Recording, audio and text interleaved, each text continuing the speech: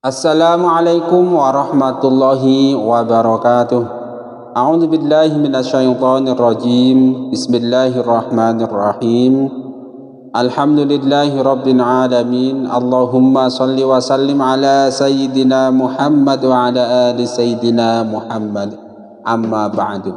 Kaum muslimin rahimakumullah, marilah kita sama-sama melanjutkan belajar membaca Kitab Tafsir Munir karangan Imam Nawawi Al-Bantani, surat Al-Baqarah ayat 154. Allah Subhanahu wa taala berfirman, A'udzu billahi minasyaitonir rajim, wa la taqulu liman yuqtalu fi sabilillahi amwatun bal ahya'u walakin la tash'urun. Nah, pada penafsiran ayat ke-154 ini, Imam Nawawi menjelaskan bahwa kita itu tidak boleh mengatakan terhadap orang-orang yang meninggal fi sabilillah,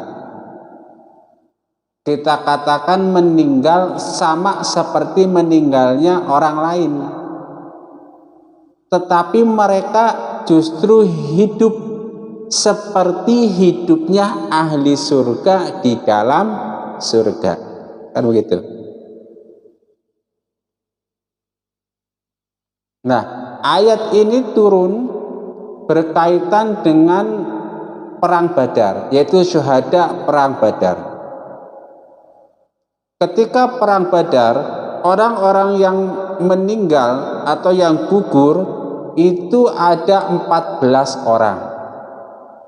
Setelah mereka gugur, kemudian sebagian orang-orang berkata bahwa si fulan telah gugur, si anu telah gugur, si fulan telah wafat, dan lain-lain.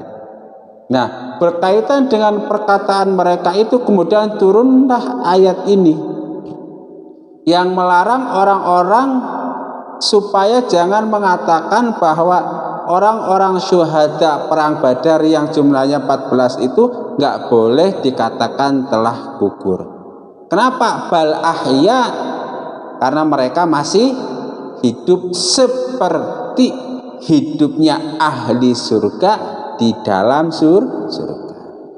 Mereka mendapatkan kenikmatan dari Allah, mereka mendapatkan hadiah-hadiah dari Allah. Cuma kita nggak tahu kondisi mereka yang seperti itu.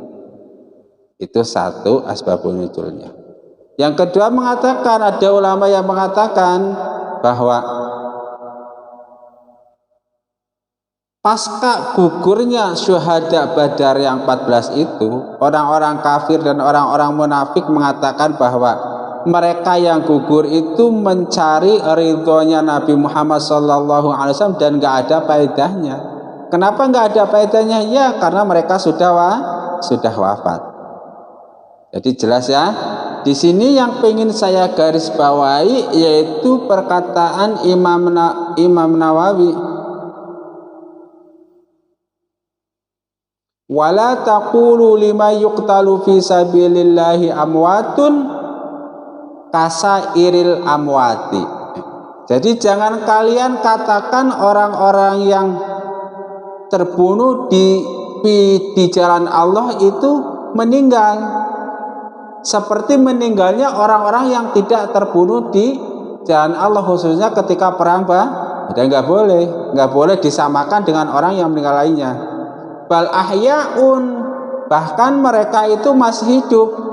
Ai balhum ka ahyai ahlil jannati fil jannati yurzaquna minat tuhfah apa nih? Yang artinya itu banyak hadiah.